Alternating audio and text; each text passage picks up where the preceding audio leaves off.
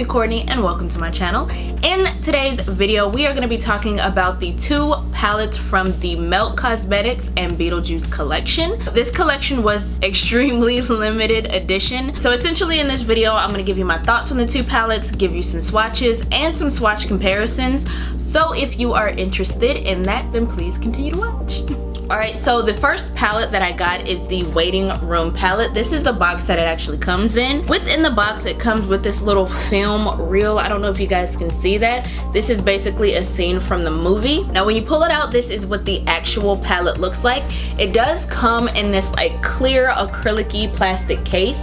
Now as far as the actual case goes, it's not like heavy like a Pat McGrath kind of palette, but it does have like a little bit of weight to it, so it doesn't feel super cheap. When you open it up, you get a really nice size mirror, and these are what the shades look like. You get 10 shades total, 6 mattes, 3 shimmers, and 1 sort of glitter topper shade, which we'll talk about a little bit later. Now on the actual website I did go through basically what they were claiming and what they claim the shades did and all of that, so it is gonna have like a slightly different description as far as what they consider like pressed pigment shades, metallic shades, all that sort of stuff. And with that being said, I'm just sort of giving you like a basis. For me, most of the time when I deal with pressed pigments, what I typically get from them is a really super saturated color. They typically do stain most of the time, and they are just a little bit more advanced than like a regular eyeshadow, if that makes sense. Between the two palettes, I actually thought the Recently Deceased palette was going to be my favorite, which is the next one I'm going to talk about. However, just playing with them, I do love both of these palettes. These 3 shades right here, these shimmers are super duper buttery, super blendable, super smooth. They're some of the smoothest red base pigments that I've tried. In that they're not really crumbly, they don't really have like a lot of fallout or anything like that. They're really easy to put on, and that's with the finger, with a synthetic brush, with a tapered bristle brush, with any kind of brush that I've tried with these shimmer shades. Easy does it. They go on really smooth, haven't had any issues. As far as the mattes in this palette go, I want to be very like transparent with you guys. I do feel like the mattes in this specific palette are a little bit harder to work with, especially if you're somebody who's new to eyeshadow. These again are pressed pigment, so they're gonna have a lot of saturation, so as soon as it touches the skin, it's already gonna have a ton of color payoff. You're gonna want to build these colors up slowly, especially for these type of shades like Obituary and No Exit. What I do recommend for some of these matte shades is to go in with maybe your regular primer or concealer, and I would actually say put a little bit of powder on top to smooth it out.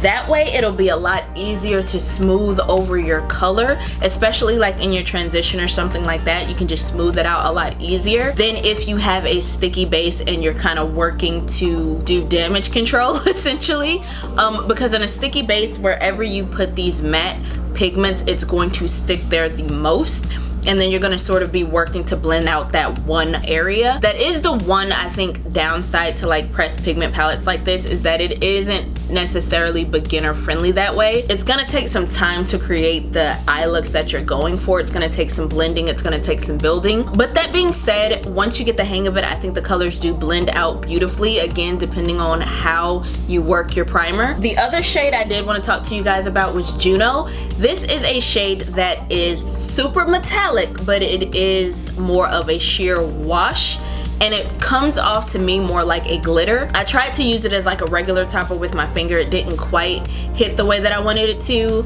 I tried using a glitter glue, and that works a little bit better, but I do think it takes away the undertones that are in this. This color has like silver and taupe, and it's like icy, but underneath it is sort of like almost like a brown kind of color, which I really enjoy, and I think it works well with the entire palette. But again, if you can't necessarily get that on the eyes for me, then it's sort of a waste, if that makes sense. I am going to continue to play with this color till I can get it the way that I want it to look. However, this one is a little bit tricky in that it's not necessarily a glitter or a shimmer metallic. It's something you got to play with, you know what I mean? So I'm gonna take the shade Lydia right here. I wanted to compare this one because I feel like a lot of palettes have been coming out with like that shimmery red shade.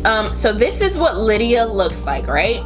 And I'm gonna put it next to the Jackie Aina palette, the color wigglies right here, right? That's what that looks like. So this one from the Melt Cosmetics is a little bit brighter. It doesn't have like a dark base underneath it. So I do feel like it's one of those shades that can go directly on your eyelid and still be bright, if that makes sense. Whereas shades like this from the Jackie Aina palette or from the Pat McGrath Bronze Seduction palette, those do well with a base underneath it. It is a little bit more dull in color. Like this one is like super bright and in your face, whereas this one is just kind of a little bit more muted, if that makes sense. Both colors still beautiful, but this right here is what I look for. This is what I've been looking for, if that makes sense. So now I'm gonna go into the Pat McGrath Mothership Mega Celestial Divinity palette, and I'm going to compare this shade at the bottom right here, and I'm gonna compare it to Dante's Inferno. Alright, so this one is Dante's Inferno.